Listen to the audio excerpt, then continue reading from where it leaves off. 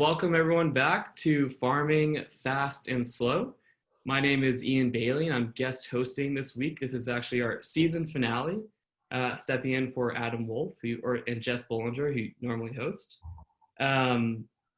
Quick reminder that this webinar is being recorded and all of our recordings are posted a few days after they finish on our website, www.arable.com/farmingfastandslow. Today we've got a very interesting discussion we're going to have with David Wallace from Wallace Spuds. They are a 4th-generation potato producer from Washington State, growing out of the Skagit Valley. And David has a bit of a unique background, and we're going to talk a little bit about his background, the history of the farm, and their relationship with technology. Also, a quick reminder to submit your questions below. There's a Q&A that we'll do at the end of about 30-45 minutes into the episode. When we wrap up, we'll do a Q&A with David and get to those questions. So without further ado, welcome David. Thanks for joining us. Yeah, thanks for having me. This is cool. Yeah, we're excited to have you on the webinar. Cool. So I think, maybe we start with a little bit of an introduction. As I said, you kind of have a bit of a different background, not really traditional to your traditional farmer or what I think most people expect from folks that are in the industry. Yeah, maybe if you want to talk a little bit about that. Sure. Yeah. So I grew up on my family's potato farm here in Skagit Valley. Started driving tractors when I was 12 years old and, working in the fields, doing things like bucking hay bales, basically every summer until I graduated high school. After that, I decided to go to Whitman College and study chemistry. After Whitman College, basically that was like peak of the financial crisis. And so I decided to come back and work on the farm again for a year before then going on to Johns Hopkins, where I did a PhD in chemistry.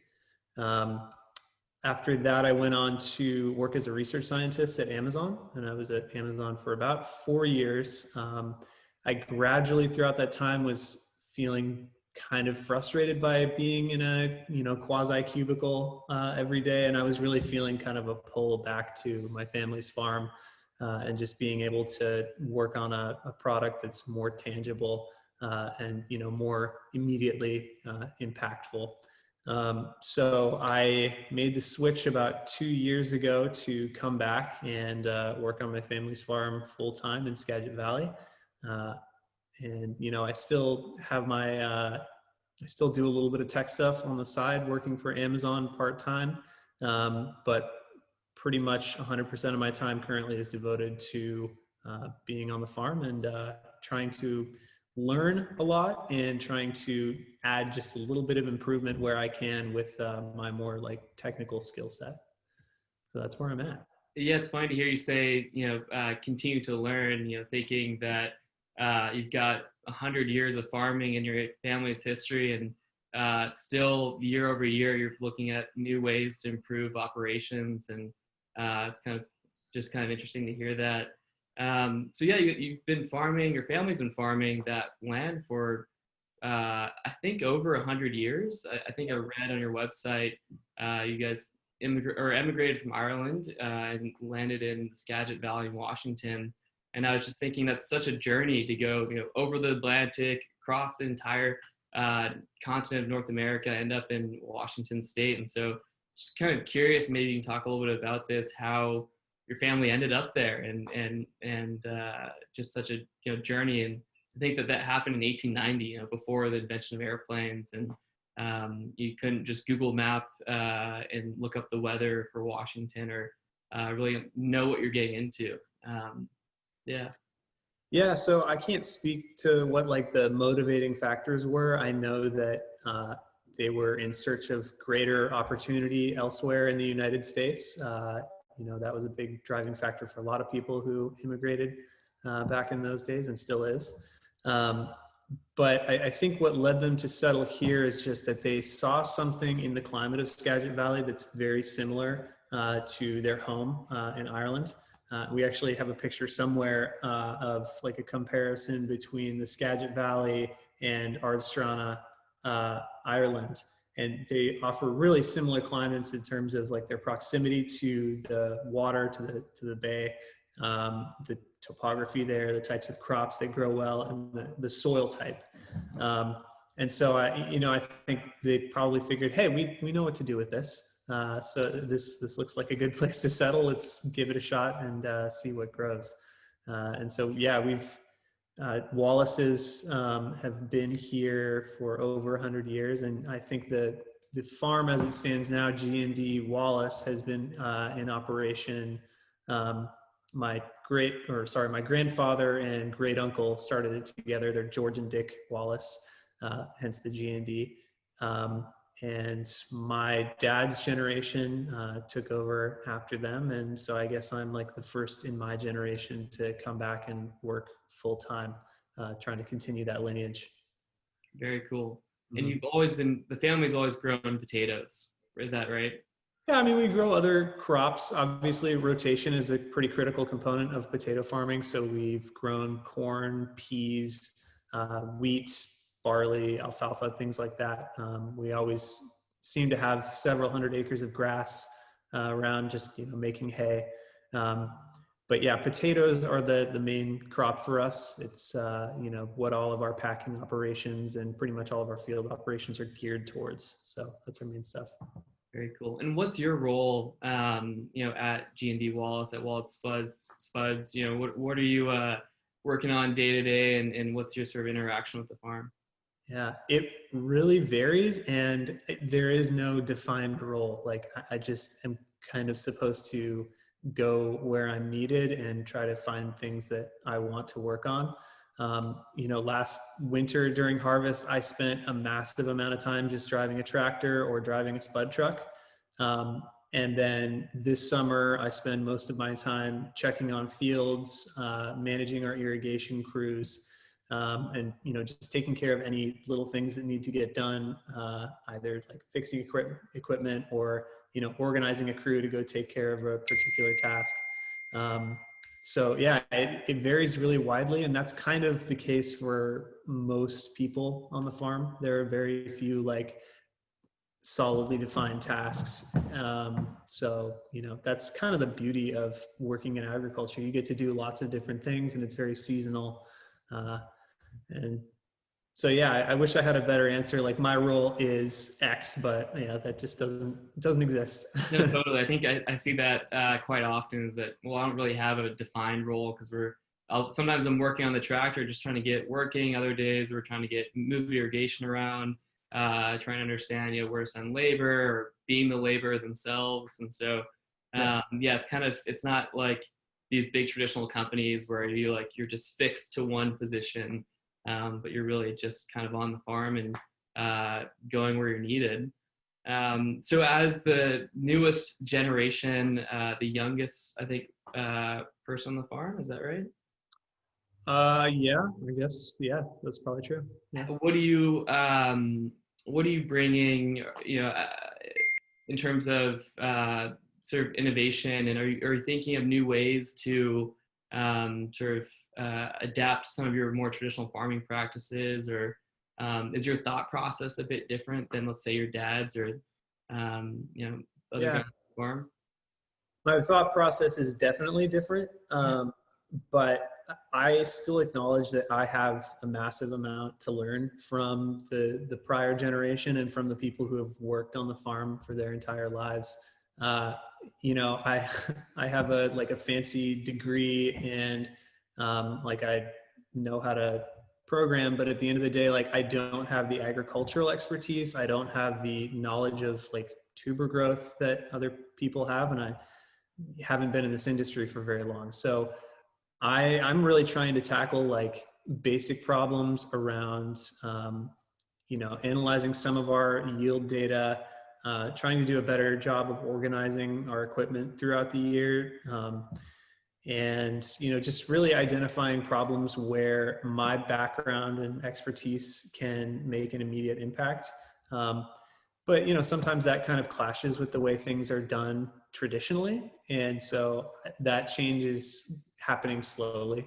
I'm not able to like go in and implement like a completely different design for how we're planting our crops or something like that, or, you know, change the way we're analyzing our yields massively. I'm still very much in the learning phase, I would say. Cool. Looking Yeah, for yeah, it's and tuber or just growing potatoes is such a sort of unusual crop too, just because what you're growing you can't really see, right? It's in the ground. You can manage the canopy of the crop, but sort of looking at analyzing yield for tubers, you can't really understand that until the season's over and you've pulled up, you've harvested and got those potatoes out of the ground. You can actually see what you ended up with. What are some of the sort of unique challenges, would you say, with growing potatoes and managing the different tuber stages, in your opinion? Yeah.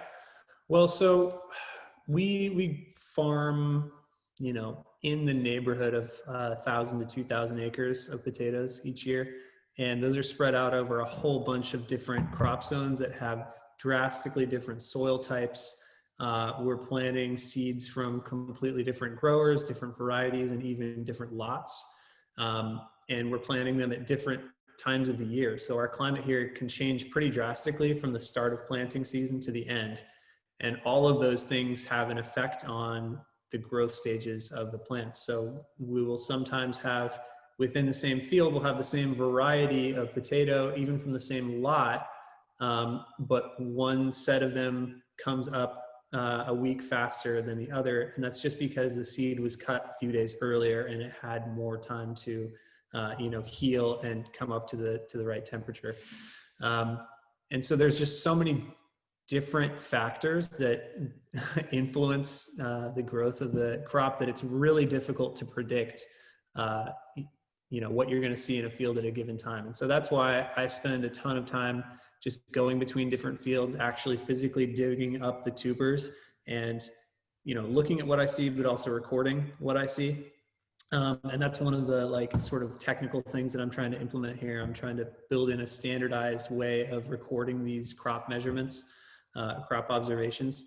And I think that's something that can help us get a better understanding over this. But at the end of the day, a lot of these decisions that we have to make, like when to go ahead and top the vines off of potatoes to stop their growth and start the skin set process, those are really made kind of on the fly. We'll go out into a field and we'll say, oh, these spuds are really big. It's time to kill them. So yeah, I would say the unpredictability and just the sheer number of different factors that go into the growth is really the big challenge. Interesting. And I imagine just being able to get to all the fields, right? You said 2,000 acres.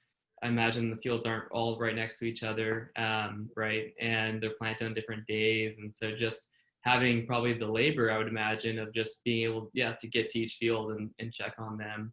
And I talk to guys who, that's all they do all summer is they drive out to every field to check the vine health. They do vine scoring. They dig up tubers, and I'm always thinking about how can we augment that? How can we improve their visibility into the field, and what sort of tools are needed to do that? So, are you looking at technology? Is technology something that you think is needed at the farm, and what sort of level of technology would you are you looking into? Yeah. Well, I mean, obviously, I wouldn't be on this little webinar thing if I wasn't interested in Arable's product. Decision-making around irrigation remains a pretty big challenge for us. We're really constrained in terms of equipment and also in terms of labor, because all of our irrigation is done with portable systems. We don't have big crop circles, and we don't have things like drip lines or, set linear move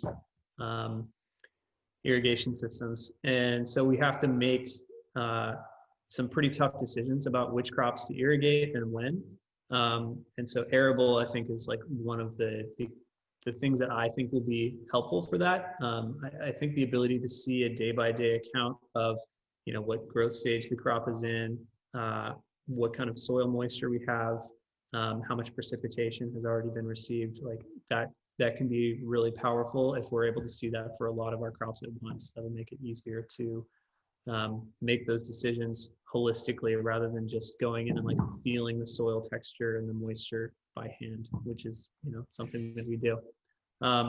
So I think there are lots of opportunities to implement better in-crop measurement. And I don't know if there's any one solution that does it all right now. I don't think there is, and so we're gonna keep trying lots of different things. Hopefully they'll let me keep trying lots of different things. I was gonna say, yeah. How does that data or information need to be ingested? For someone like your dad to use technology or feel comfortable using technology. Yeah. How does that need to be presented? And yeah, maybe you can talk a little bit more about that.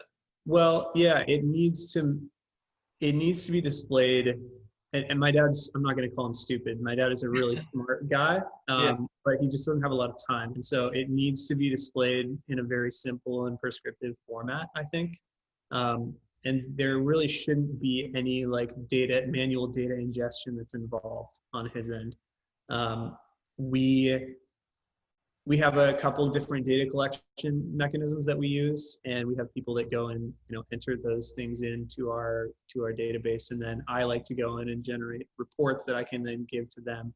And so I'm figuring out like how to best present that data to the people that are in the field on a daily basis, and easy ways to get that information out and make decisions on it. But yeah, at the end of the day, it has to make their lives substantially easier. It can't just be the promise of like better yields in the long term. There has to be a tangible benefit on a daily basis for it to be something that gets incorporated into like, the mechanisms that we operate under. totally. And are those, so this is something that I've thought quite a bit about. And I don't see technology obviously replacing the farmer. That'll never happen. You can't happen. You need someone out there, but creating tools around that they can learn from. So maybe not necessarily, and I'd love to get your thoughts on this, but not necessarily telling you need to irrigate this amount. And maybe that is what is needed, but more of a tool that they can standardize their practices over. So they can look at, this is what we're seeing, and we know what this means because we've been using these tools for multiple years, and we feel comfortable using them. So yeah, again, not maybe necessarily completing a whole solution, because I imagine that's so crop specific and region specific and soil specific and grower goal specific, but creating these tools that gives sort of these unique insights to the grower that they can then use. Yeah. Would you agree or disagree, or how does that, what do you think? I do agree. I think what you hit on there briefly was that, there has to be some consistency year to year so that they can get a feel for what they're actually seeing from these tools. And I think one of the reasons for that is like the way things have been done and continue to be done here is largely based on intuition. It's based on like, the feel and smell and sight of things that we've seen many, many times before. And I think that's one area where technology is kind of missing I'm not going to say technology in general, but a lot of ag technology misses that component because it's changing so rapidly. There isn't enough opportunity to develop that intuition for what the technology is telling us. So I think consistency and clarity of communication is a key piece to bigger adoption. Is there a lot of adoption in the Skagit Valley or in your neck of the woods? I don't see consistency. Like I don't see a lot of farmers being like, oh, I use this app every day. Everybody has a different weather station that they look at, or weather app that they go to and trust, and they'll say, oh, that one is trash. Don't look at that. It doesn't work. And even in like data recording there's no standardized app that everybody uses technology wise. Where there is huge adoption is in technologies like GPS guidance, obviously. That came out when I was a little kid. I remember when we got our first one, and now it's just crazy that you would have a planter running without GPS, or even a harvester, or a lot of the other tractors. So technology like that, where there's just such a clear benefit, not just like to the driver, but to overall yields, that's, that gets adopted quickly. Um, so yeah, it kind of it kind of depends. It's not a great Totally. solid I, answer. I think that with technology, a lot of people think of data. We need more data, we need more actionable data. But there's all different levels of technology. Post harvest, your packing facility has technology, your storage facility, there's technology, your new harvesting equipment. And so, yeah, I was actually reading a little bit more about your family's history, and it seems like you kind of streamline the whole process with building your own packing facility, building your own storage facility. How much of that has helped out, the operations and sort of being able to control the full process of harvesting, storage to packing? Yeah, I mean, I think I'm not the pro on our packing facility, so I can't really speak to like how it's changed from implementing that. I will just say that we really like the flexibility of being able to change what we're packing very, very quickly. And so it means that we don't keep a lot of inventory in our coolers. We can keep the product fresher longer. It stays in the field longer, and that's ultimately going to result in a better product for our customers on their dinner tables. So I think that's one thing that it really helps with. We can run products quickly, handle it very gently, and pack it and sort it in a really consistent and high quality way. And I think that's a pretty important part of our business. Totally. So when you're, I had this question earlier, but when you're harvesting, how do you account for a surplus of yield? Which I guess is a great thing to have, right? You've got too many potatoes. Maybe it's a bad thing, but and especially if it's just an odd amount, maybe not enough to pack and ship anywhere, but you just have a surplus of potatoes. Do you recycle those in any way? What do you do with that? We donate a lot to local food banks.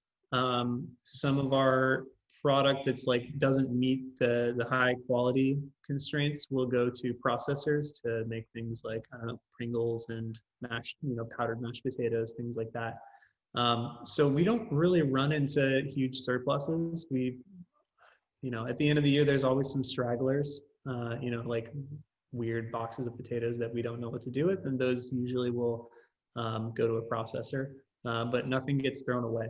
It all pretty much gets used unless it's rotten, in which case it'll, actually, I don't know what we do with it if it's rotten. I'll have to ask that question. Maybe, I don't know. Cool. And so what was you're obviously forward thinking, you're thinking about ways to improve the operation using technology. What are some barriers that you come up against in bringing technology to the farm? Or is everyone else as sort of welcoming as you are, or is there some naysayers in the group? Yeah, that's a tough question. I mean, price is always a challenge. This business has succeeded in the long term because we're pretty frugal. Mm-hmm. And so, buying an entirely new massive piece of equipment just to get some little monitoring or controllable piece is not really a viable option for us in a lot of cases. It's not to say that we don't do it from time to time, but we're not going to replace our entire fleet of tractors just so that we can get GPS on them. We still use tractors that we bought before I was born, and that's, not going to change. But yeah, I mean, I think we kind of touched on this earlier. I think just being able to show the value on a day-to-day basis is important. Like, how is this going to make our lives easier tomorrow? Not how is it going to benefit, like what's the cost benefit over 10 years? that's my personal view on it. And from what I've seen, we need to be able to demonstrate like how it's going to have an immediate impact on our operations, and things that like maybe do pencil out over a super long term are not as attractive. Yeah, totally. But yeah, I think in general, we're pretty receptive to new technology when the value is easy to see. Totally. Question here on this point in the season. So we're at a pretty critical point in the season. Onset of senescence. I was talking to some growers in Washington, and they were saying, and anyone can grow potatoes through July, is what they're kind of joking around. This is where you really find out who is good at growing potatoes or tubers. And essentially what they're getting at is, senescence is such a tricky thing because you want the plant to senesce, but not too quickly, because then you expose your tubers. If you just leave them in the soil and there's no canopy, that's an issue. And if your vine isn't on the other side, it's not dying quick enough, not enough of the carbohydrates or the sugars are going to the tubers, and that disrupts maybe skin set and these other tuber stages.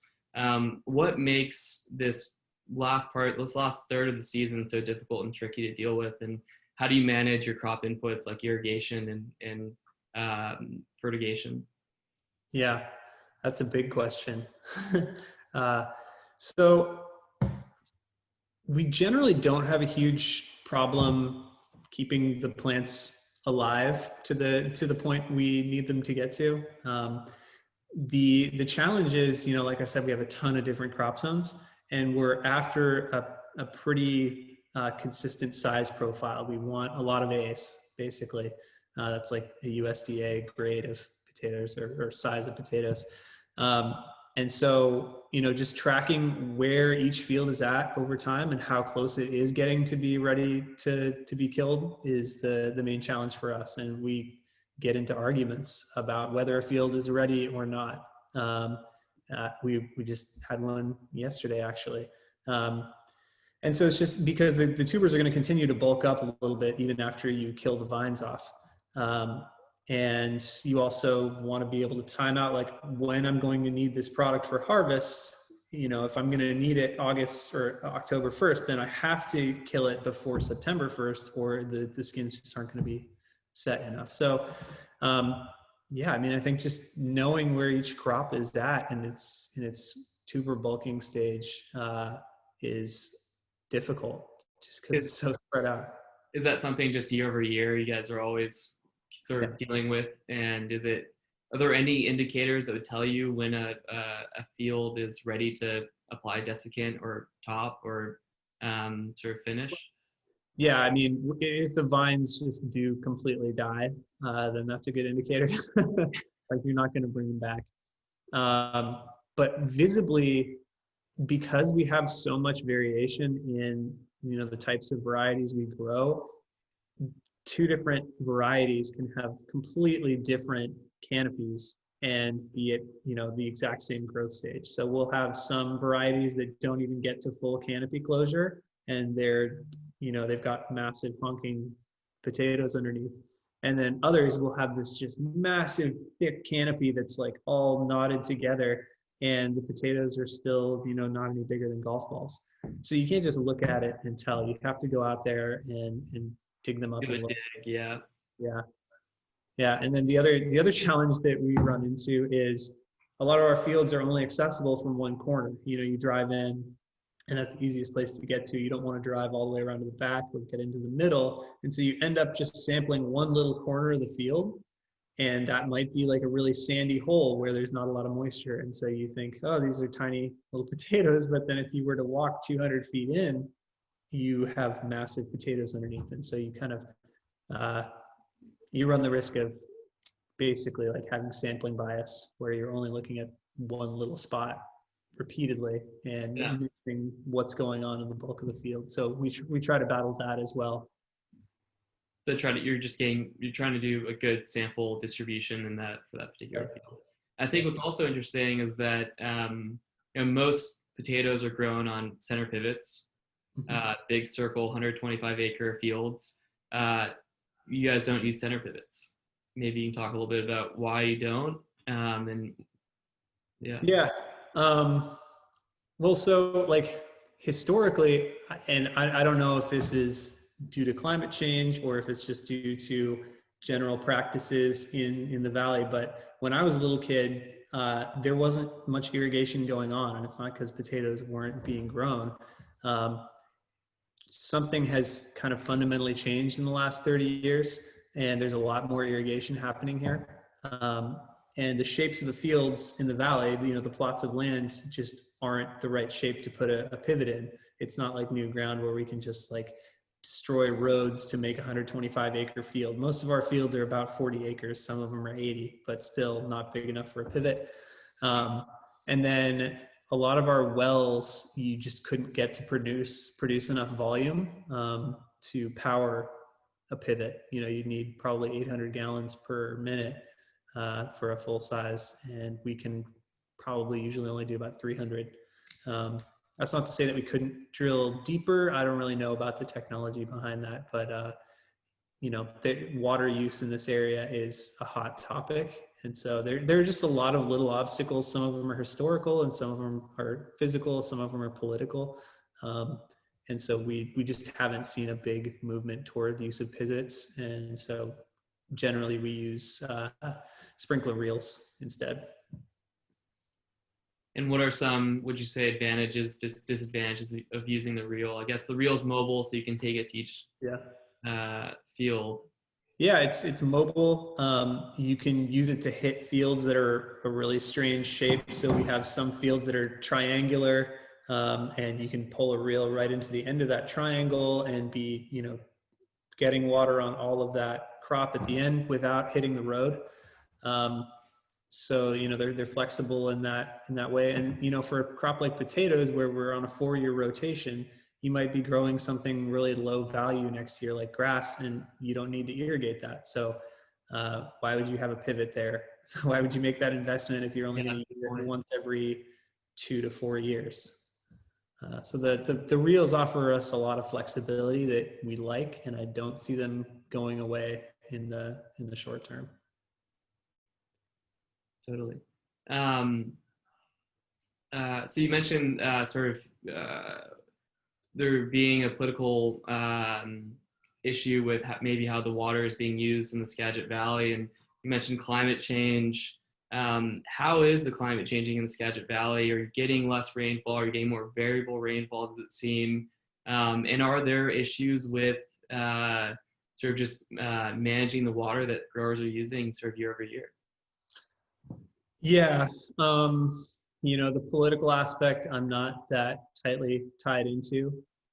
From what I've seen, there does seem to be consensus here that things are getting drier and we're irrigating more, and water stress is an increasingly problematic issue. So, I'm not going to use the word competition, but we do a lot of coordination with other farms because there are wells that serve multiple different fields, and all of those fields need water. And so I'm happy to say that we have good relationships with a lot of the farms in this area, and I can go out and say, hey, can I get on this well for 8 hours a day so that we can water our crop, and they're good with that. I know that getting permits to drop new wells is pretty difficult in a lot of cases, and you're not supposed to pull from the river. I don't know what the regulations are regarding that. I know that we don't do it. So yeah, I mean, I think that I think water, pressure for water in this area is increasing, and I don't see that changing. I think we're going to continue to see it happen for better or worse, which is unfortunate. Do you think that most growers in that region, the Skagit Valley, are monitoring how much water they're applying year over year?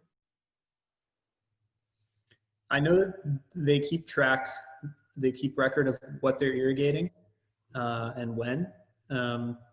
As far as like, are they keeping track of an exact volume that they're putting out or something like that? I don't think so, but I could be wrong about that.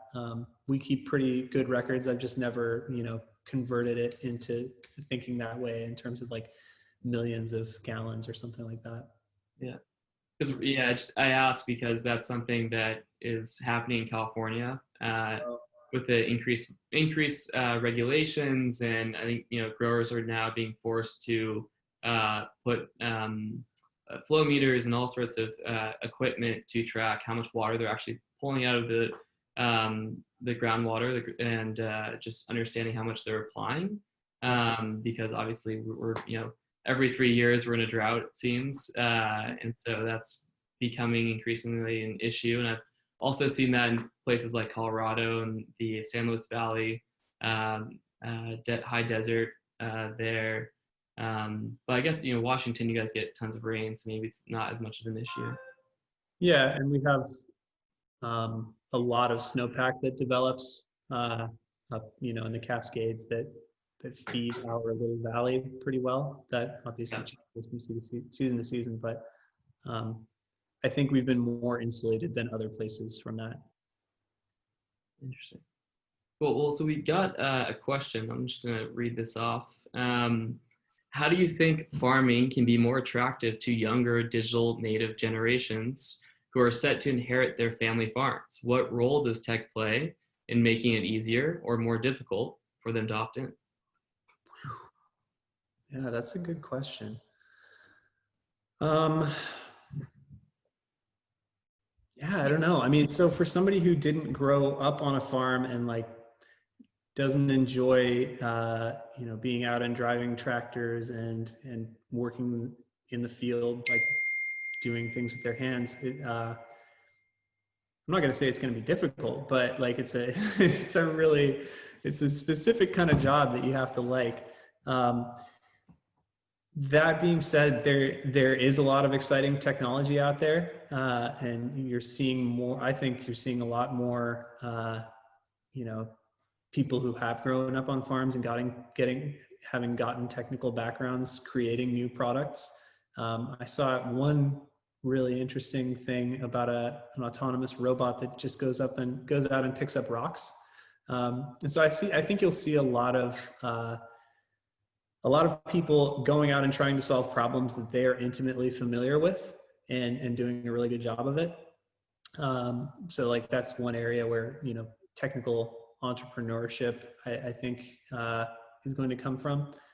But how to get people excited about coming back and owning their family farms. Yeah, I don't know how to do it. And it is concerning because, we're seeing like more consolidation of farms. And I worry that probably happens generationally, where you inherit some chunk of a farm and you say, I have no idea what to do with this, but I have a potential buyer. So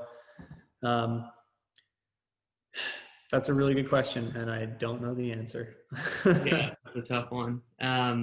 Where do you see the future of technology and digital farming over the next, sort of year, 3 years, 5 years, 10 years? More tough questions. Yeah, more tough questions. So yeah, I think in the absence of like major like sell-offs and aggregation of agriculture into like larger businesses, I think like it's kind of a slowly changing dimension, and so you will gradually see more incorporation of technology, but it's going to be over timescales like, for me, the last 30 years, where we've started using GPS a lot. We've gotten more sophisticated equipment, and just those changes happen gradually. They happen year over year. So it's kind of like, I don't remember what that thought experiment is, but if you build a completely new ship board by board while it's afloat, is it a new ship or is it the same ship? That's kind of the way I see agriculture changing, board by board, just, incremental change. So yeah, I think the future of farming 5 years from now is going to look a lot like the way it does right now. That's my hope. Yeah, totally. That's a good answer. Cool. Is there anything that you wanted to bring up or talk about? I feel like I've been directing all the questions one way, and Yeah, not not hugely. I mean, if it's not clear already from having listened to me talk for the last 30 minutes, I'm not an agriculture expert. I'm not even a potato expert. Um, and so if I've said anything that sounds stupid or incorrect, like please do let me know. I'd love to learn it. I'm just a guy who is, trying to learn from his family, and trying to give back to this community in the way that I can. So that's my goal. Cool. And how has the year been? How's this year been? You said there's been an unusual amount of rain. It's been kind of a wet Yeah. year. You haven't had to irrigate. But how are you guys tracking this year, and what challenges are left? Yeah. So COVID hit right at the end of our packing season, and so we made some changes in our plant pretty quickly. We ended up selling pretty much everything we had a little bit faster than we normally would have, so that was nice. And just general changes due to the pandemic have been kind of strange for us, so we're having to take a lot of sanitation measures. We don't really travel in trucks together anymore, and there's a lot more mask use, and so that's going to be a bigger challenge going into the processing season, where we have people that do work together in our plant, and so we're working on that. But in terms of how things are looking generally outside, yeah, we had a pretty wet spring, and that actually held off irrigation for much longer than it normally would have. And I think the crop is looking really nice as a result. I haven't seen any big issues, and we've had a knock on wood easier season so far than I've experienced recently. So I think things are going pretty well. Yeah.